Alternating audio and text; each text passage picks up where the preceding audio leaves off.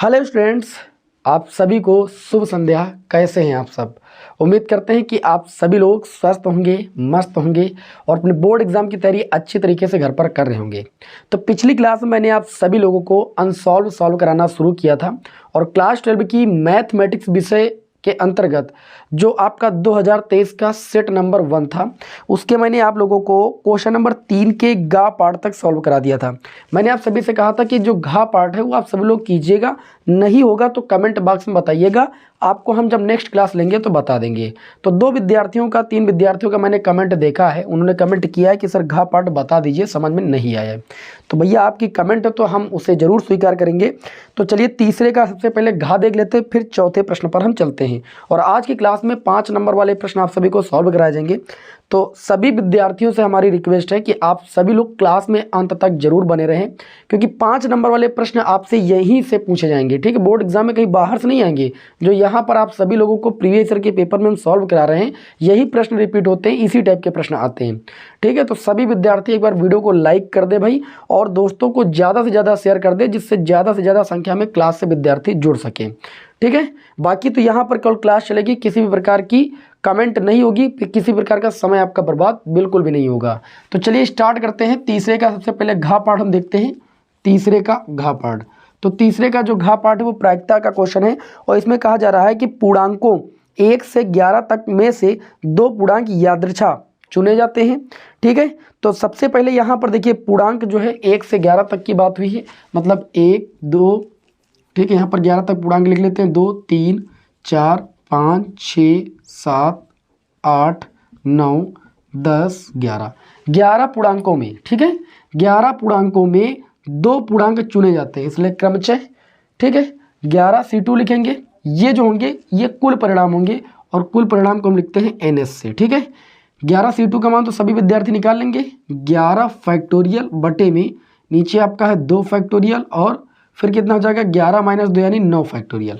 ठीक है, इसे सॉल्व करेंगे तो 11 फैक्टोरियल का मान लिख सकते हैं 11 गुणे 10 और गुणे में कितना भाई 9 फैक्टोरियल, और बटे में आ जाएंगे 2 फैक्टोरियल का मतलब 2 गुणे 1 और गुणे में 9 फैक्टोरियल। ये 9 फैक्टोरियल से 9 फैक्टोरियल आपका कैंसिल हो जाएगा, 2 1 कम 2, 2 5 10 हो जाएगा। तो जो कुल परिणाम हो जाएंगे NS बराबर 11 5 55। अब कंडीशन देखिएगा, ध्यान से पढ़िएगा। कह रहे हैं कि यदि उनका योग सम है, उनका योग क्या है, सम है, तो प्रायिकता किस बात की ज्ञात करना है, आपको इस बात पर ध्यान देना है। 2 नंबर का क्वेश्चन बहुत ज़्यादा तगड़ा दिमाग नहीं लगाना है। कह रहे इस बात की प्रायिकता ज्ञात कीजिए कि जब दोनों पूर्णांक विषम हैं। तो यहाँ पर जो आपके पूर्णांक हैं इसमें ये देखो कि अनुकूल परिणाम कितने हैं, मतलब विषम पूर्णांक है कितने, क्योंकि आपको इस बात की प्रायिकता निकालना है जब दोनों पूर्णांक विषम हैं। तो देखिए विषम पूर्णांक की बात करें तो 1 विषम है, 3 विषम है, 5 विषम है, 6 विषम है, सॉरी 6 नहीं है, 7 विषम है, 9 विषम है और 11। टोटल अगर देखें तो 1 2 3 4 5 6 पूर्णांक जो है विषम है। अर्थात हम ये कह सकते हैं कि जो अनुकूल स्थितियां हैं, घटना घटित होने की जो संभावनाएं हैं, जिसको हम NA से लिखते हैं या NE से लिख सकते हो, इसको अनुकूल परिणाम बोलते हैं, वो टोटल 6। क्योंकि प्रश्न में ये कहा गया है कि प्रायिकता इस बात की याद करना है कि दोनों पूर्णांक विषम है, तो टोटल जो विषम पूर्णांकों की संख्या है वो 6 है, तो जो अनुकूल परिणाम होंगे वो 6 होंगे। तो प्रोबेबिलिटी निकालना है, तो प्रोबेबिलिटी ऑफ E फार्मूला होता है अनुकूल परिणाम यानी NA और बटे में क्या हो जाएगा कुल परिणाम यानी NS। कुल परिणाम को हमने S से लिखा है, कक्षा 10 से फार्मूला पढ़ते चले आ रहे हूँ। तो प्रायिकता इस बात की हमें निकालना था। देखिए NA का मान कितना है 6, अनुकूल परिणाम 6, कुल परिणाम कितने भाई 55, तो प्रायिकता आ जाएगी 6/55। बताइए कितना सिंपल क्वेश्चन था, फालतू का किसी भी प्रकार का दिमाग नहीं लगाना है। उम्मीद है कि आप सभी लोगों को ये क्वेश्चन अच्छी तरीके से, बेहतरीन तरीके से समझ में आ गया होगा। अब चलिए भाई आगे बढ़ते हैं और अपने क्वेश्चन नंबर 4 का पार्ट देखते हैं। ठीक है, क्वेश्चन देखिए आपकी स्क्रीन पर लगा देते हैं और यहाँ पर देखिए एक शर्त है, जो क्वेश्चन आपके आउट ऑफ सिलेबस के, क्योंकि इस बार आपका सिलेबस काफ़ी कम हुआ है, तो जो क्वेश्चन आउट ऑफ सिलेबस है वो यहाँ पर डिस्कस नहीं किए जाएंगे, उनका कोई मतलब नहीं है ना, बोर्ड एग्जाम में आना नहीं, तो फालतू उसमें समय आपका बर्बाद होगा। तो हम किसी भी प्रकार का समय ना आपका बर्बाद करना चाहते हैं और ना अपना ही। तो जो बोर्ड एग्जाम में प्रश्न नहीं आने वाले हैं, जो आउट ऑफ सिलेबस, उनको आपको पढ़ना ही नहीं, फालतू आप समय बर्बाद करोगे। बोर्ड एग्जाम में आपको अच्छे अंक लाना, तो जो आपके सिलेबस में सिर्फ उसी को पढ़िए। जैसे चौथे का पार्ट है ना, तो चौथे का पार्ट दिया गया, यदि एक फलन है हमारा वो रियल टू रियल, मैंने इसका मतलब बताया था कि कोई फलन जो है अगर रियल टू रियल, इसका मतलब उस फलन का जो प्रांत होगा वो भी एक वास्तविक संख्या से, आर का मतलब रियल नंबर, ठीक है, और रियल टू रियल मतलब जो सह प्रांत होगा वो भी एक वास्तविक संख्या से। तो इसमें यह कहा जा रहा है कि जहाँ जो फलन एफ एक्स है, जहाँ जो एफ एक्स का मान है वो आपका साइन एक्स है।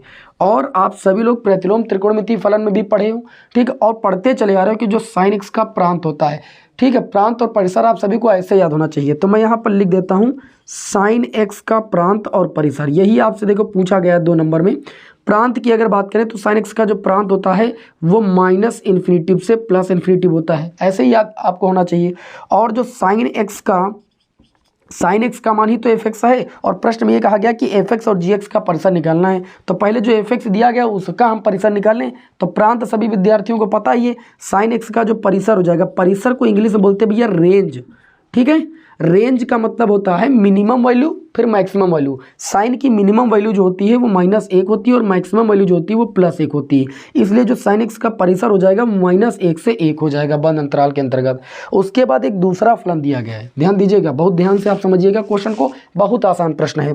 इसमें ये कहा जा रहा है कि एक दूसरा फलन है वो भी g such that real to real, इसका मतलब जो दूसरा फलन जी एक्स दिया गया है वो भी वास्तविक संख्या से वास्तविक संख्या में ही बिलोंग कर, वास्तविक संख्या से वास्तविक संख्या में ही परिभाषित है। अब इसमें इन्होंने दिया है कि जो gx का मान है, gx का मान कितना है, जहां जो gx का मान है वो आपका x² है। तो इसका देखिए परिसर लिखना बहुत आसान, बहुत ही सिंपल है, और इसका परिसर लिखना बहुत ही आसान है। देखिए अगर हम बात करें तो हमें यहाँ पर x² gx बराबर x² दिया गया, x² का हमें क्या लिखना है, x² का परिसर लिखना है।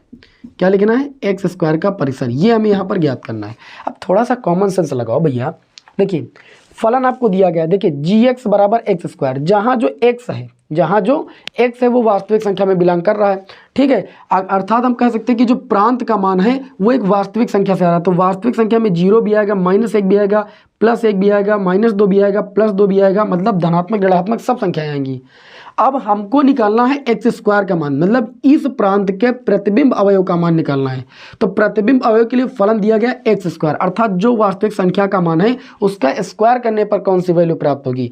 तो जब इन संख्याओं का आप स्क्वायर करोगे तो देखिए -1 का स्क्वायर करोगे तब भी आएगा +1, +1 का स्क्वायर करोगे तब भी +1 आएगा, माइनस, अर्थात हम कह सकते हैं कि वास्तविक संख्या में किसी भी संख्या का अगर हम वर्ग करेंगे, क्योंकि यहाँ पर है x का स्क्वायर, ठीक है, तो प्रतिबिंब अवयव जब भी निकालेंगे तो यहाँ पर जो gx की वैल्यू मिलेगी, gx बराबर x² है, और x² की जो वैल्यू मिलेगी, देखिए जब भी आप किसी भी वास्तविक संख्या का स्क्वायर करोगे तो वो हमेशा, देखिए ऋणात्मक संख्या का वर्ग भी धनात्मक हो जाएगा और धनात्मक संख्या का वर्ग तो वर्ग होगा ही, साथ ही में 0 का स्क्वायर करोगे तो आपका 0 आ जाएगा। अर्थात हम कह सकते हैं जब भी हम सह प्रांत इसका निकालेंगे या तो मिनिमम वैल्यू 0 आएगी और या तो फिर 0 से अधिक आएगी। आप निकाल के देख लो, 0 का स्क्वायर करोगे 0 आएगा, -1 का स्क्वायर करोगे 1 आएगा, +1 का स्क्वायर करोगे +1 आएगा, -2 का स्क्वायर करोगे 4 आएगा, और +2 का स्क्वायर करोगे तब भी 4 आएगा।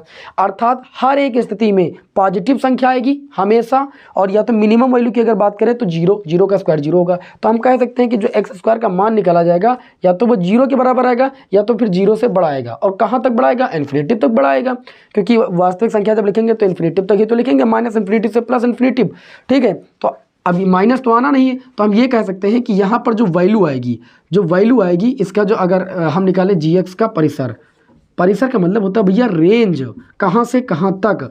तो मिनिमम वैल्यू की अगर बात करें तो मिनिमम वैल्यू तो आपने बता दिया 0, और 0 से कहाँ तक, प्लस संख्या का स्क्वायर करोगे इन्फिनिटिव तक, अर्थात 0 से इन्फिनिटिव तक। इसकी रेंज कितनी हो जाएगी, 0 से इन्फिनिटिव तक। किसी विद्यार्थी को कोई दिक्कत नहीं होनी चाहिए, बहुत आसान प्रश्न है भाई।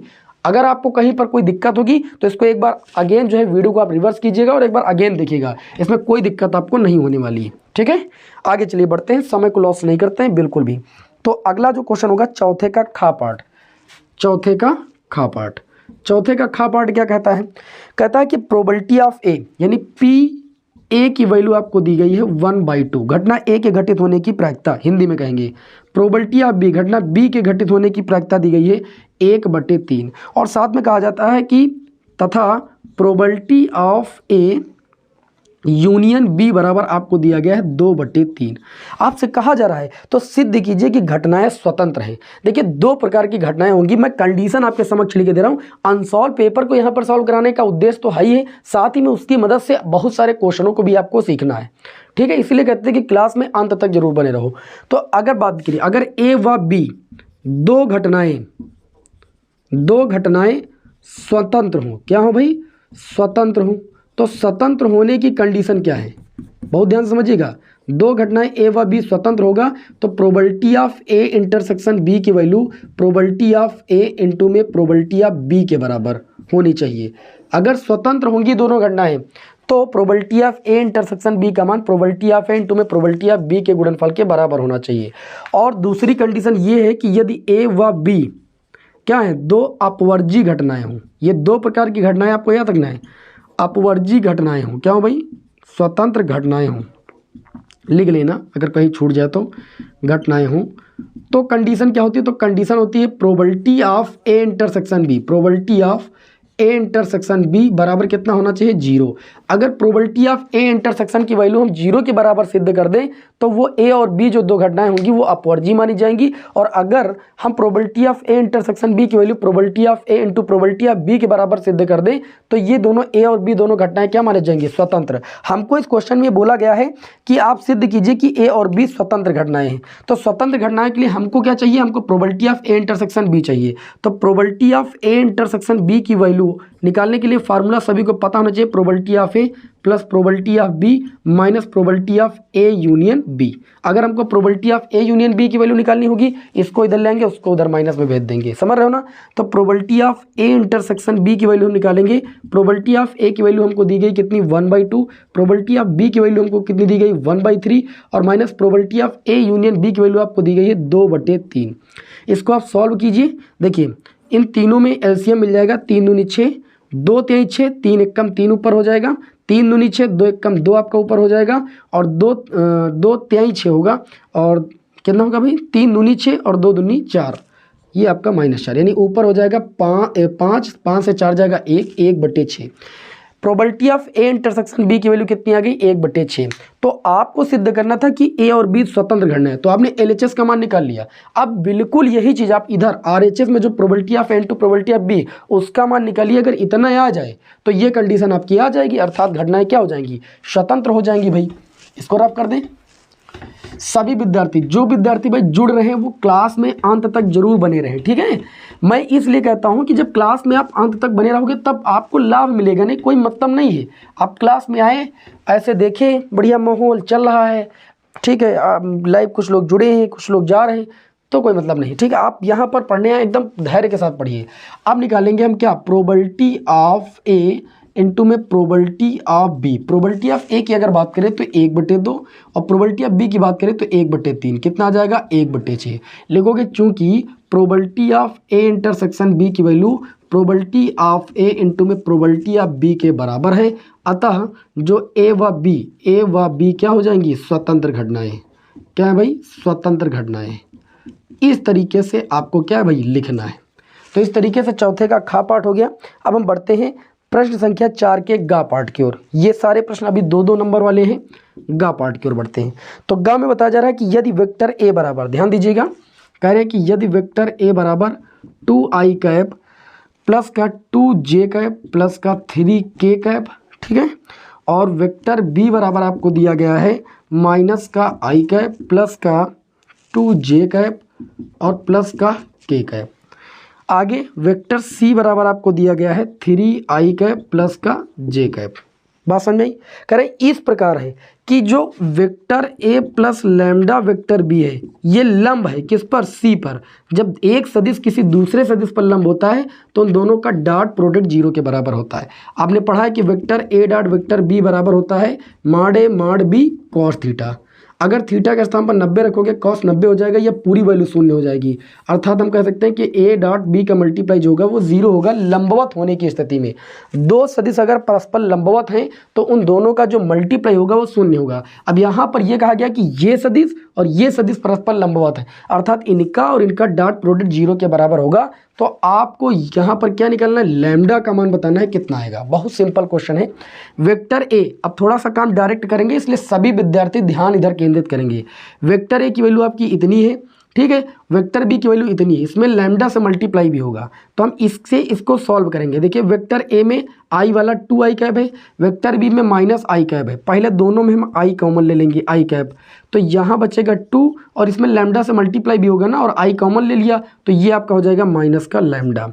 इसी तरीके से वेक्टर ए में j और यहाँ पर j वाला ये है, इन दोनों में हम ले लेंगे j कैप। हम ये चीज़ पूरा निकाल रहे हैं एक साथ, vector A plus lambda vector B, तो इन दोनों में जे कैप कॉमन मिलेगा तो 2 प्लस का कितना बचेगा ब्रैकेट में, 2 प्लस का 2, और इसको लैम्डा से मल्टीप्लाई भी तो किया गया है, तो 2 प्लस 2 लैम्डा। फिर के वाले में हम दोनों में क्या करेंगे भाई, के कैप कॉमन ले लेंगे, और यहाँ पर बचेगा 3 प्लस का, यहाँ कितना बचेगा 1, और 1 का मल्टीप्लाई लैम्डा से भी तो होगा, तो ये आपका ओनली लैम्डा हो जाएगा। तो इस तरीके से ये पूरी वैल्यू, ये जो पूरी वैल्यू है vector A plus lambda vector B की वैल्यू हो गई। आप अलग सॉल्व कर लेना, इतना ही आएगा। फिर डाट लगाइए, डाट में है वेक्टर सी, क्या है भाई, वेक्टर सी। चलिए भाई वेक्टर सी की वैल्यू रख देते हैं और मल्टीप्लाई कर लेते हैं। यहाँ पर कौन सा गुणन करना, हमें डाट गुणन करना है, ठीक है, क्योंकि दोनों सदिश परस्पर लंबवत है। डाट लगाया मैंने, और वेक्टर सी की वैल्यू आप रख दीजिए। वेक्टर सी की वैल्यू कितनी, कहाँ पर है भाई, 3i कैप और प्लस का j कैप, बराबर हमने 0 दिखा दिया। बताओ कोई समस्या। i का i के साथ डॉट प्रोडक्ट करना, j का j के साथ, क्योंकि i का अगर j के साथ करेंगे तो शून्य हो जाएगा। तो यहाँ पर देखिए i डॉट i का मल्टीप्लाई 1, इसका गुणांक 3 है और इसका यहाँ पर गुणांक 2 प्लस 2 माइनस का लैम्डा है, तो गुणांक का मल्टीप्लाई हो जाएगा, i का मल्टीप्लाई 1 हो जाएगा। फिर यहाँ j है, यहाँ j का मल्टीप्लाई 1 हो जाएगा, और इसका गुणांक है आपका 2 प्लस का 2 लैम्डा, और इसका गुणांक है 1, तो 1 कर देंगे।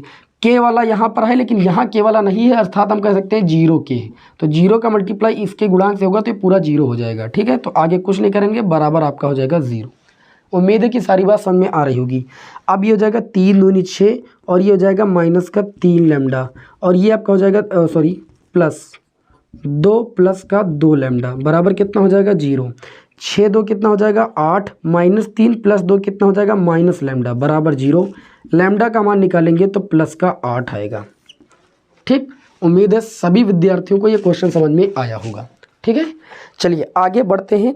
अगला जो क्वेश्चन होगा वो हमारा होगा चौथे का घ पार्ट, क्वेश्चन नंबर 4 का घ पार्ट, चौथा प्रश्न है, ये लास्ट है इसका, क्वेश्चन नंबर 4 का लास्ट है। अवकल समीकरण दी गई है, अवकल समीकरण में दिया गया है x माइनस वाई। अभी मैंने आपको मैक्सिमम 3 या 4 दिन हुए हैं समघात अवकल समीकरण पढ़ाया, उसी का क्वेश्चन है x minus y d y, और शायद यही क्वेश्चन भी आपको बताया था, x plus y d x बराबर कितना भाई 0। कह रहे हैं कि अवकल समीकरण को हल कीजिए। यहाँ पर क्या करेंगे हम, x minus y d y, बस इधर देखते रहिएगा, इसको उधर ले जाएंगे तो ये प्लस का हो जाएगा x plus y d x. तो यहाँ से अगर हम d y by d x की वैल्यू निकालेंगे तो हमें मिल जाएगी x प्लस वाई अपान में कितना भाई x माइनस वाई। ये एक समघात अवकल समीकरण है। कैसे चेक करेंगे, x के स्थान पर लैम्डा x, y के स्थान पर लैम्डा वाई रखेंगे तो पुनः हमको यही चीज़ मिल जाएगी, अर्थात ये समघात अवकल समीकरण है, ठीक है। तो लिखेंगे यहाँ, चूंकि यह समघाती है, क्या है भाई, यह समघाती है, यह समघाती अवकल समीकरण है। तो चूंकि यहाँ डी बाई डी एक्स बराबर एफ एक्स कामा वाई के रूप का है, अगर देखिए d y by d x बराबर एफ एक्स कामा वाई के रूप का होता है तो वाई बराबर कितना माना जाता है, वी एक्स माना जाता है। अगर उल्टा होता d x by d y तो हम क्या मानते हैं, एक्स बराबर वी वाई। अब मानने के पश्चात क्या करते हैं, एक्स के सापेक्ष अवकलन, तो ये आपका हो जाता है d y by d x बराबर वी छूटेगा, एक्स का अवकलन 1 और फिर एक्स छूटेगा, वी का एक्स के सापेक्ष अवकलन d v by d x. अब मान रखेंगे, तब यहाँ से आपको क्या मिलेगा, इस d y by d x की वैल्यू आपकी आ चुकी है v plus x d v by d x. आप देख सकते हो अभी डी बाई डी एक्स की वैल्यू निकाली, ये उठा के यहाँ रख दिया, बराबर x प्लस, हमने क्या कहा y बराबर वी एक्स माना है, तो ये हो जाएगा y के स्थान पर वी एक्स, एक्स माइनस इसके स्थान पर भी वी एक्स, तो ये हो जाएगा v प्लस का x d v by d x बराबर, ऊपर से x कॉमन लेंगे 1 प्लस वी, नीचे से x कॉमन लेंगे 1 minus v, x x cancel, ये हो जाएगा x d v by d x बराबर 1 प्लस वी बटे में 1 माइनस वी, इस v को उधर ले जाएंगे माइनस का v। इसको आगे सॉल्व करते जाएंगे। भाई समझ में आ रहा है, कमेंट कीजिए, हम आपके कमेंट देख रहे हैं, ठीक है।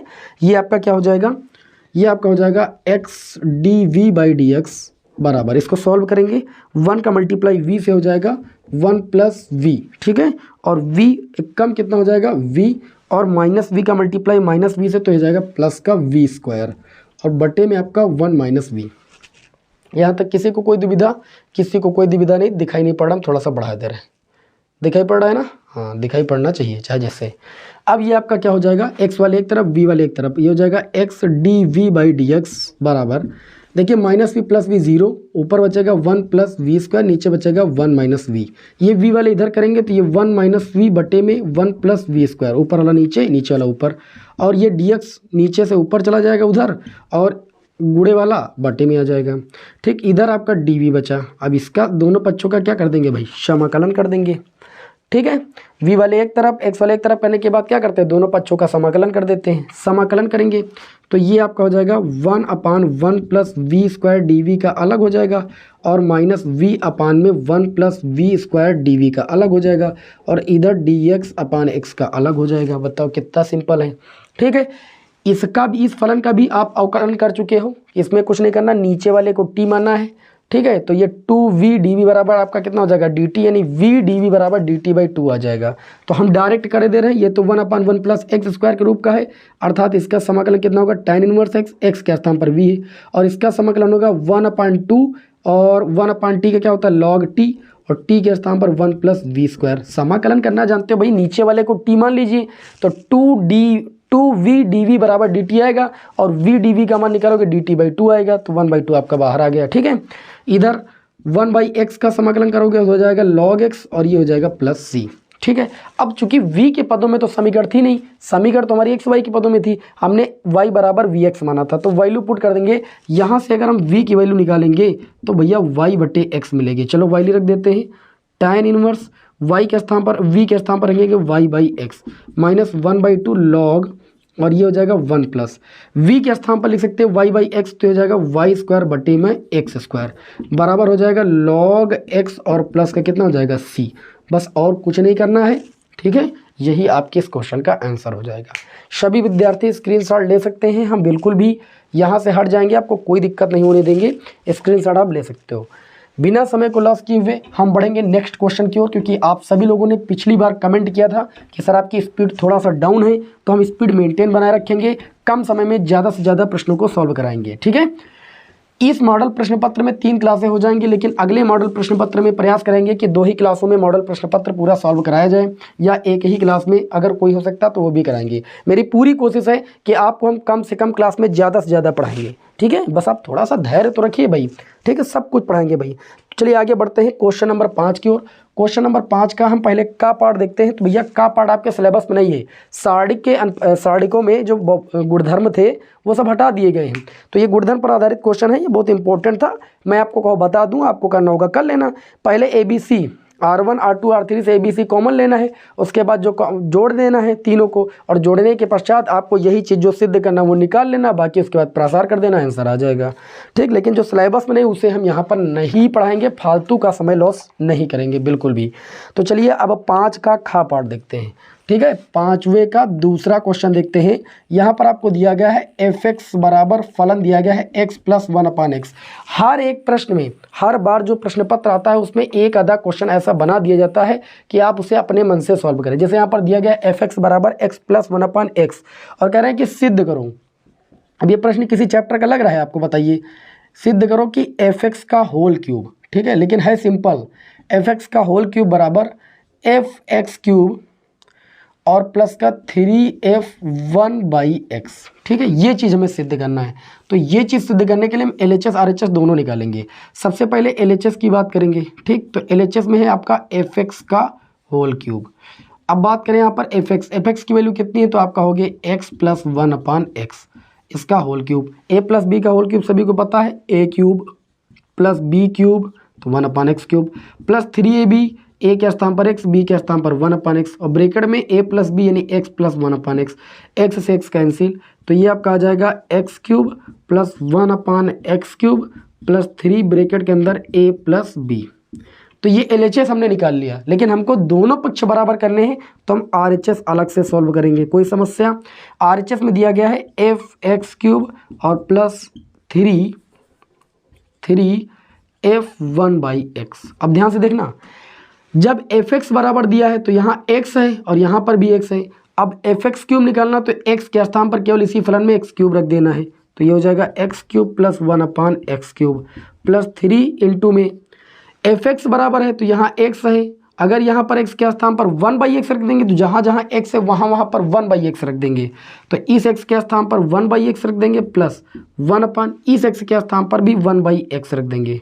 सिंपल है, तो इस तरीके से हो जाएगा x³ + 1/x³ प्लस 3 और इसे देखिए 1/x 1/1/x यानी x ऊपर चला जाएगा तो प्लस x। अब आप देखिए ये चीज़ जो मैंने LHS निकाली है जो RHS निकाली सेम है, x + 1/x लिखो, ये 1/x + x लिखो, बात तो एक ही है, a + b लिखो या b + a, बात तो एक ही है। तो यहाँ पर आप लिखोगे चूंकि LHS जो है RHS के बराबर है, या हेंस आप लिख दीजिए इस प्रकार जो है, ठीक, जो हमारा LHS वो RHS के बराबर, और यही चीज़ हमें सिद्ध करनी थी। सिंपल सा क्वेश्चन था, सॉल्व हो गया। बताइए सभी विद्यार्थियों को आनंद आ रहा है, अनसॉल्व पेपर हल करने में मज़ा आ रहा है? जी बिल्कुल आएगा, परेशान ना हो, दूसरा तीसरा पेपर आने दो और ज़्यादा आनंद आएगा। ठीक है, महत्वपूर्ण प्रश्नों की क्लासें भी देंगे भैया, और मैंने जो महातांडव क्लास मैंने बोली है वो भी आपको हम देंगे। ठीक है, मात्र 13 दिन में 13 चैप्टर आपको पढ़ा देंगे, बस जस्ट थोड़ा सा वेट कीजिए, और 13 चैप्टर में जो पढ़ाएंगे वही आपके बोर्ड एग्जाम में आएगा, भरोसा रखिए। आगे बढ़ते हैं, खा पाठ हो गया, पाँचवें का गा पाठ, पाँचवें का भैया गा पाठ। गा पाठ में बोला जा रहा है कि tan इनवर्स, देखिएगा tan इनवर्स 2x अपान में 1 - x² का cos इनवर्स 1 - x² अपान में 1 + x² के सापेक्ष अवकल गुणांक ज्ञात करना है। जिसके सापेक्ष निकालना है उसको बट्टे में रखना है, और जिसका निकालना जिसके सापेक्ष करना है उसको बट्टे में रखना है बस। तो जैसे इस फलन का उस फलन के सापेक्ष करना है तो पहले इस फलन का अवकलन तो करें हम, तो यहाँ पर लिखेंगे माना, इस फलन को मान लेते हैं y के बराबर, ये हो जाएगा tan इनवर्स 2x अपान में 1 - x²। आपने बेहतरीन तरीके से पढ़ा है कि जब 2x अपान 1 - x² के रूप का फलन हो तो हम x बराबर tan थीटा मानते हैं। ठीक है, क्यों मानते हैं अभी जान जाओगे। माना, पुनः माना x बराबर tan थीटा, तो ये आपका हो जाएगा थीटा बराबर, निकालेंगे tan उधर जाएगा, tan इनवर्स x। चलिए देखते हैं, y बराबर tan inverse 2 tan theta upon में 1 - tan² थीटा। ठीक है, y बराबर tan इनवर्स, ये फार्मूला बन गया tan 2 थीटा का, बन गया कि नहीं, tan इनवर्स tan 2 थीटा। हम जानते हैं tan इनवर्स tan 2 थीटा किसके बराबर हो जाएगा, 2 थीटा, क्योंकि tan inverse tan theta theta के बराबर होता है, और थीटा के स्थान पर यहाँ पर 2 थीटा है। अब थीटा के रूप में तो वैल्यू लाना नहीं है, हमने क्या किया है, अब देखिए ये हो जाएगा 2 थीटा बराबर कितना है आपका tan इनवर्स x। अब हमको क्या करना है, इसका अवकलन कर देना है, तो ये हो जाएगा dy/dx बराबर 2 और tan इनवर्स x का अवकलन 1/1 + x²। ठीक है, मल्टीप्लाई करोगे तो 2/1 + x² हो जाएगा। तो इसको एक काम करते हैं, पहला फलन था इसको y1 बराबर मान लेते हैं। ठीक, y1 हो गया। अब जो जिसके सापेक्ष करना उसको y2 बराबर मान लेते हैं, वो आपका है cos इनवर्स 1 - x² अपान में 1 + x²। ये भी अगर देखो, अगर x के स्थान पर tan थीटा मान लो तो 1 - tan² थीटा अपान में 1 + tan² थीटा cos 2 थीटा का फार्मूला होता है। तो यहाँ पर कुछ और नहीं करना, यहाँ पर पुनः आपको मानना है कि x बराबर tan थीटा, क्या मानना, tan थीटा, तो थीटा की वैल्यू निकालोगे tan उधर जाएगा, तो ये आपका हो जाएगा tan इनवर्स x। मानते हैं इस बात को। अब देखिए ये हो जाएगा y2 बराबर cos इनवर्स 1 - x बराबर हमने माना tan थीटा, तो ये हो जाएगा tan² थीटा अपान में 1 प्लस आपका हो जाएगा tan² थीटा। यहाँ पर अगर देखें तो ये आपका हो जाएगा y2 बराबर cos इनवर्स, ठीक, ये फार्मूला बन गया 1 - tan² थीटा अपान में 1 + tan² थीटा, ये cos 2 थीटा का फार्मूला है tan के पदों में। तो y2 बराबर cos इनवर्स cos थीटा किसके बराबर हो जाएगा, थीटा की, और थीटा के स्थान पर है कितना, 2 थीटा। y2 बराबर, अब थीटा की वैल्यू रखेंगे क्योंकि फलन तो हमारा x के पदों में, तो आंसर कभी भी थीटा के पदों में नहीं आएगा, थीटा मानी भी वैल्यू है।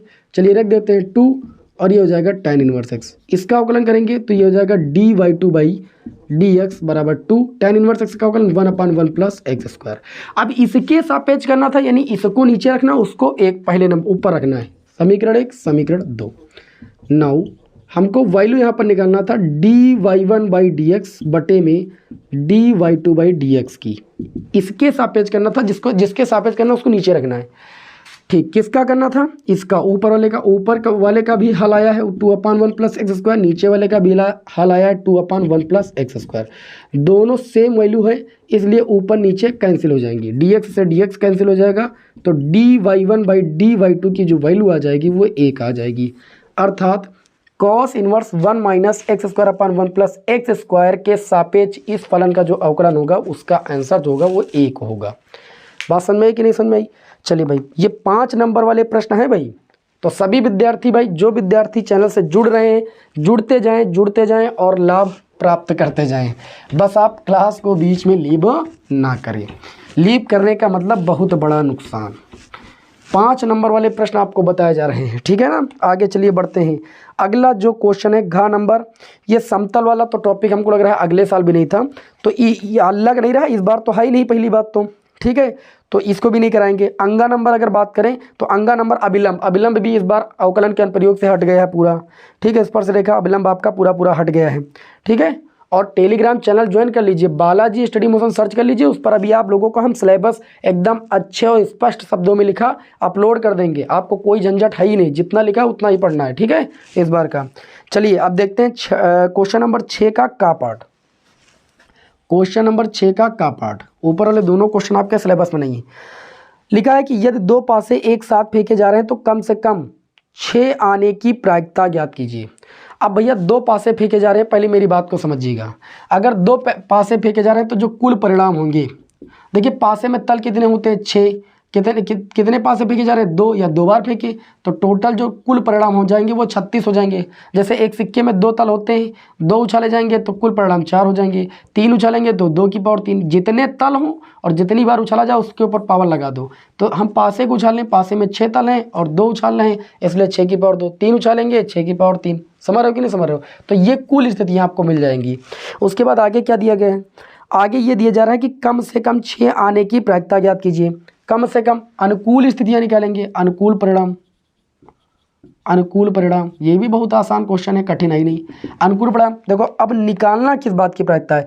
कम से कम 6 आने की प्रायिकता निकालना है। तो अगर हम अनुकूल परिणाम की बात करें, जिसको हम बोलते हैं NA, क्या बोलते हैं भाई? NA। अनुकूल परिणाम की अगर बात करें तो कम से कम 6 कैसे आएगा? देखिए, अगर हम प्रतिदर्श समष्टि निकालें कम से कम 6 आने की, तो 1 हो जाएगा 1,6। 2 पासे उछाले ना, एक पर 1 आया, दूसरे पर 6 आया, कम से कम 6 आए, ज़्यादा से ज़्यादा 6 2 बार आ सकता है दोनों पासों में, लेकिन कम से कम एक बार जरूर 6 आए। तो मान लीजिए पहले पासे में 1 आया, दूसरे में 6 आ गया, दूसरे पासे में 2, पहले में 1 आया 2 आ गया, दूसरे में 6 आ गया, पहले में 3 आ गया, दूसरे में 6 आ गया, पहले में 4 आ गया, दूसरे में 6 आ गया, लेकिन एक बार कम से कम 6 आ तो रहा है। उसके बाद 5 आ गया, फिर 6 आ गया, और दोनों में 6 आ गया। अब कम से कम एक बार आना चाहिए, ज़्यादा से ज़्यादा तो 2 बार आ सकता है। मान लीजिए पहले पासे 6 आ जाए, दूसरे पर 1 आ जाए, पहले पर 6 आ जाए, दूसरे पर 2 आ जाए, पहले पर 6 आ जाए, दूसरे पर 3 आ जाए, पहले पर 6 आ जाए, दूसरे पर 4 आ जाए, पहले पर 6 आ जाए, दूसरे 5 आ जाए, ठीक, और 6 का 6 हो ही चुका है। ये टोटल स्थितियाँ जोड़ देख लो, जितनी होंगी यही अनुकूल परिणाम होंगे। तब जो NA का मान मिला है ये 3 4 3 7 7 2 9 2 11, अनुकूल परिणाम कितने मिल गए? 11। तो प्रायिकता निकालना है, प्रायिकता इस बात की निकालना है कि कम से कम 6, तो कम से कम 6 इतनी स्थितियों में आ रहा है, तो अनुकूल परिणाम हो गए 11, और बटे प्रायिकता का मान कैसे निकालते हैं? अनुकूल परिणाम बटे कुल परिणाम, तो अनुकूल परिणाम 11 और कुल परिणाम की बात करें तो 36, तो 11 बटे 36 हो जाएगी, इस क्वेश्चन का आंसर हो जाएगा। बताइए कितना सिंपल, इतना क्या सोचना था बस।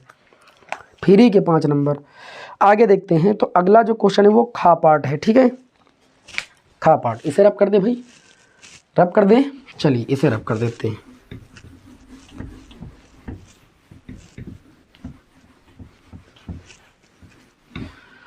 अगला दिया गया है भाई क्वेश्चन नंबर 6 का खा पार्ट, ठीक है, इधर से देखते हैं। क्वेश्चन नंबर 6 का खा पार्ट आपसे बोला जा रहा है समाकलन कीजिए। मान लीजिए I बराबर, मान लीजिए जो फलन है, समाकलन करना है हमें सेक स्क्वायर 2x अपान में cot x minus tan x का होल स्क्वायर, और ये आपका हो जाएगा dx। इसका समाकलन करना है। इसका समाकलन बहुत ही आसान शब्दों में आपको हम बताने वाले हैं, थोड़ा सा ध्यान दीजिएगा। हम क्या करेंगे? I बराबर, ऊपर आपका हो जाएगा सेक स्क्वायर 2x नीचे कॉट एक्स को बदल लीजिए, कॉस एक्स बटे साइन एक्स कर लीजिए, टेन एक्स को बदल लीजिए, साइन एक्स बटे कॉस एक्स कर लीजिए और होल स्क्वायर लगा दीजिए डी एक्स। आगे चलिए इसे सॉल्व करते हैं। समाकलन ऑफ ऊपर सेक स्क्वायर 2x dx हो जाएगा, नीचे थोड़ा सा काम डायरेक्ट करेंगे। देखिए कॉस एक्स का मल्टीप्लाई कॉस एक्स से होगा cos square X, sine X का मल्टीप्लाई साइन एक्स से साइन स्क्वायर एक्स, तो ऊपर आपका हो जाएगा cos square X minus sine square X upon में साइन एक्स इंटू में कॉस एक्स। होल स्क्वायर है वैसे लिख दिया। अगर छोटा दिखाई पड़ रहा है तो थोड़ा वीडियो की क्वालिटी बढ़ा लीजिए, स्क्रीन को थोड़ा सा टेढ़ा कर लीजिए, ठीक है, अच्छे से दिखेगा। ऊपर हो जाएगा सेक स्क्वायर 2x अपान में cos square X minus sine square x, ये कॉस 2x का फार्मूला है, ठीक, और साइन एक्स कॉस एक्स। अगर ऊपर हम 2 से मल्टीप्लाई करें और नीचे भी 2 से मल्टीप्लाई करें तो 2 sign X into cos x, ये हो जाएगा साइन 2x का फार्मूला, ठीक। देखिए cos square X minus sine square x ये कॉस 2x के बराबर होता है, ठीक है। और अगर हम बात करें यहाँ पर देखिए 2 से ऊपर मल्टीप्लाई कर दिए तो वैसे का वैसे रहेगा, लेकिन नीचे 2 से मल्टीप्लाई करने पर 2 sign X into cos x हो जाएगा जो कि साइन 2x का फार्मूला होता है। बाकी होल स्क्वायर लगा वैसे को वैसे लगा दिए, तो आई बराबर आपका हो गया सेक स्क्वायर 2x। और देखिए 2 का स्क्वायर करेंगे 4, कॉस 2x बटे साइन 2x कॉट 2x हो जाएगा, और कॉट 2x का स्क्वायर करेंगे तो कॉट स्क्वायर कितना हो जाएगा भाई, कॉट स्क्वायर 2x, और ये हो गया dx। आई बराबर ध्यान दीजिएगा 1/4 बाहर हो गया, अचर पद है, ये हो जाएगा सेक स्क्वायर 2x, और 1/, कॉट स्क्वायर 2x किसके बराबर हो जाएगा, तो आपका हो गया टेन स्क्वायर 2x dx, यही तो होगा आपका। चलिए अब इस टाइप के फलन का समाकलन तो किया है, क्या करोगे, tan का अवकल गुणांक दिया है, tan 2x बराबर t मान लोगे, tan 2x का अवकलन हो जाएगा 2 और tan 2x का हो जाएगा सेक स्क्वायर 2x dx बराबर कितना dt। देखिए tan 2x का हो जाएगा सेक स्क्वायर 2x और 2x का अगेन करोगे तो 2, ठीक, x का x के सापेक्ष 1 और इधर dt बाई dx होगा, dx इधर ले आए, तो हम कह सकते हैं कि जो सेक स्क्वायर 2x dx की वैल्यू हो जाएगी वो dt बाई 2 हो जाएगी। बताइए हो जाएगी कि नहीं हो जाएगी। आप देखिए ये हो जाएगा आई बराबर 1/4 सेक स्क्वायर 2x और dx के स्थान पर हम लिख सकते हैं dt बाई 2, और यहाँ पर लिख सकते हैं टी स्क्वायर, क्योंकि tan 2x बराबर टी माना गया, स्क्वायर है तो टी स्क्वायर हो जाएगा। अब क्या करेंगे, अचर वैल्यू को बाहर कर लेंगे, तो आई बराबर इसमें से 1/2 बाहर निकलेगा, 1/4 से मल्टीप्लाई होने पर 1/8 हो जाएगा, समाकलन of T square D T. तो अब बताइए टी स्क्वायर का समाकलन कितना आसान हो गया, t³/3, ठीक, और प्लस का c, ये हो जाएगा 8×3 24 और ये हो जाएगा t³ और प्लस का c। जो t है ये मानी हुई वैल्यू है, क्या माना था मैंने, tan 2x बराबर t, तो ये हो जाएगा 1/24 और ये आपका हो जाएगा tan, क्या हो जाएगा क्यूब 2x प्लस का c। ये आपके इस प्रश्न का आंसर हो जाएगा, एकदम सिंपल और सरल भाषा में। देखिए जो गा पार्ट है ये भी इस बार के सिलेबस में नहीं, और जो घा पार्ट है वो भी इस बार के निश्चित समाकलन में, ये जो है योग फल की सीमा के रूप वाला जो है टॉपिक हटा ही दिया गया है पूरा, तो इसे नहीं पढ़ना है। अब कुछ विद्यार्थी सोच रहे होंगे सर जी तो सवाल छुड़वा रहे हैं, भैया जो सिलेबस में नहीं है उसे पढ़ने का कोई मतलब नहीं है, फालतू का समय बर्बाद करना है। तो ये दोनों क्वेश्चन सिलेबस में नहीं है, आप जांच कर लीजिए सिलेबस के, ठीक है, हम पूरा जांच करके तभी आपको पढ़ा रहे हैं।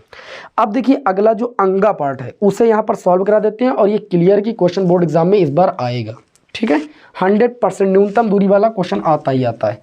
बस केवल यहाँ पर फार्मूला याद करने की जरूरत है, बस न्यूनतम दूरी का फार्मूला वाला अगर फार्मूला आता रहेगा तब तो आप सॉल्व कर ले जाओगे, नहीं तो फिर दिक्कत हो जाएगी। चलिए भाई न्यूनतम दूरी वाला एक क्वेश्चन आता है, लॉन्ग में आता है, यहाँ 5 नंबर में है, कभी कभी 8 नंबर में भी पूछ लिया जाता है। तो ये आपका होगा लास्ट क्वेश्चन नंबर 6 का अंगा। बहुत ध्यान से देखिएगा, वेक्टर r बराबर आपको दिया गया है i प्लस का 2j प्लस का k, और उसके बाद दिया गया है plus lambda i minus j plus k, ये दिया गया है। उसके बाद दूसरी समीकरण दी गई वेक्टर r बराबर 2i minus j minus k plus lambda, और सॉरी लैम्डा नहीं म्यू दिया गया है, म्यू, और ये हो जाएगा 2i प्लस j प्लस का 2k। अब न्यूनतम दूरी निकालने के लिए हम करते क्या हैं, ये वेक्टर r बराबर हम तुलना करते हैं vector a plus lambda B1 vector, ठीक है। और वेक्टर R बराबर जो दूसरी समीकरण होती है उसको हम कहते हैं A2 वेक्टर, इसको A1 वेक्टर कहते हैं, प्लस म्यू B1 वेक्टर। यहाँ से क्या करते हैं, इन समीकरणों से पहले तुलना करके A1 vector, A2 vector, B1 vector, B2 vector की वैल्यू निकालते हैं, ठीक है। तब जा करके न्यूनतम दूरी का फार्मूला लगाते हैं। तो अगर तुलना करेंगे तो यहीं पर हम लिख देते हैं, ये A1 वेक्टर की वैल्यू हो जाएगी, ये B1 वेक्टर की वैल्यू हो जाएगी, ये A2 वेक्टर की वैल्यू हो जाएगी, और ये भैया B2 वेक्टर की वैल्यू हो जाएगी। पहले इस बात को यहाँ पर अच्छे तरीके से समझिए, और उसके बाद जो न्यूनतम दूरी का फार्मूला होता है वही आपको याद होना चाहिए, बाकी इसमें कोई खेल नहीं। न्यूनतम दूरी D बराबर मोड के अंदर B1 vector cross B2 vector का dot product A2 vector minus A1 vector upon में परिमाण आपको निकालना है vector B1 cross vector B2 का माड यानी परिमाण, फिर पूरे का माड का मतलब पूरे का परिमाण, ठीक है। अब इसमें देखिए, इसका मान निकालने के लिए पहले B1 क्रॉस B2 का मान पता होना चाहिए। तो वेक्टर B1 क्रॉस हम B2 का मान निकालेंगे। दो सदिशों का क्रॉस प्रोडक्ट पढ़े हो, यहाँ पर लिखो I cap J cap K cap. B1 की बात करें तो B1 में I का गुणांक 1 है, J का गुणांक -1 है, K का गुणांक 1 है, और मल्टीप्लाई कर रहे हैं हम B2 से, तो B2 की वैल्यू यहाँ पर है जिसमें I का गुणांक 2 है, J का गुणांक 1 है, K का गुणांक 2 है। क्लियर। चलिए हम B1 क्रॉस B2 की वैल्यू निकालते हैं। तो I का पहले प्लस चिन्ह के साथ लेंगे, ये कॉलम ये रो छोड़ देंगे, 2 1 कम 2 माइनस का 2, फिर माइनस सूत्र लगाएंगे 1 1 कम 1, फिर प्लस, देखिए I को हमने प्लस ले लिया, फिर माइनस अल्टरनेट चिन्ह लगाते हैं ना, J कैप, J वाला कॉलम छोड़ेंगे, J वाली रो छोड़ेंगे, 2 1 कम 2 माइनस 2 1 कम 2, फिर प्लस अल्टरनेट चिन्ह, देखिए माइनस ले चुके थे, प्लस K कैप, ये कॉलम ये रो छोड़ेंगे, 1 1 कम 1 माइनस 2 1 कम 2, ये माइनस का 2 और माइनस सूत्र वाला प्लस का हो जाएगा। इस तरीके से B1 क्रॉस B2 की वैल्यू निकालेंगे तो -2 -1 माइनस का 3I कैप, 2 से 2 गया 4, 2 से 2 गया 0, तो ये 0 हो जाएगा, इसको छोड़िए, और ये कितना हो जाएगा आपका 1 2 कितना 3, और ये आपका हो जाएगा 3 K कैप। बताइए B1 क्रॉस B2 का मान कितना आसान है, दो सदिशों का क्रॉस प्रोडक्ट निकालना। लेकिन अभी ये खेल खत्म नहीं हुआ, अभी तो आपने केवल इसकी वैल्यू निकाली। अब निकालोगे A2 vector minus A1 vector की।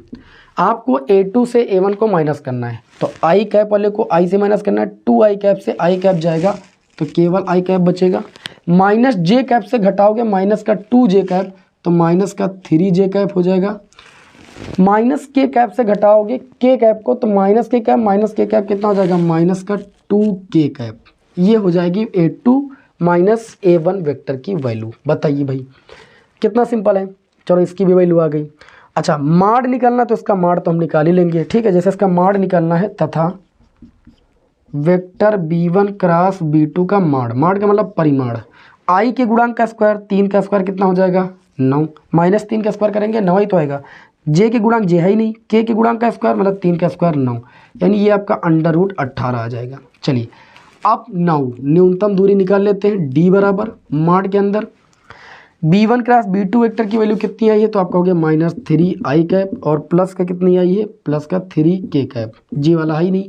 A2 माइनस A1 की वैल्यू कितनी है, डॉट प्रोडक्ट लगाएंगे, I कैप माइनस का 3J कैप माइनस का 2K कैप, और बटे में B1 क्रॉस B2 का मॉड है जिसकी वैल्यू आपकी आ चुकी है √18, और ये पूरे का मॉड, मतलब दूरी कभी भी आपकी ऋणात्मक नहीं यहाँ पर आएगी, ठीक। D बराबर देखिए I का मल्टीप्लाई करेंगे, ठीक है, I डॉट I का मल्टीप्लाई 1 होता है ना, तो 3 1 जा कितना हो जाएगा माइनस का 3, J वाला है नहीं मतलब शून्य, K वाला -2 और 3 का मल्टीप्लाई माइनस का 3 दूनी 6 आपका हो जाएगा, K डॉट K का मल्टीप्लाई 1, और बटे में हो जाएगा √18, और पूरे का मॉड बराबर 6 -3 माइनस का 9, और बटे में √ आपका 18, पूरे का मॉड का काम होता है ऋणात्मक संख्या को धनात्मक करना, तो -9 आपका ये बन जाएगा प्लस का 9, √18 को लिख सकते हो √9 गुणे 2, ठीक। तो ये हो जाएगा 9, √9 का मान 3, और √2 तो निकलेगा नहीं बाहर, 3 त्रिका आपका हो जाएगा 9।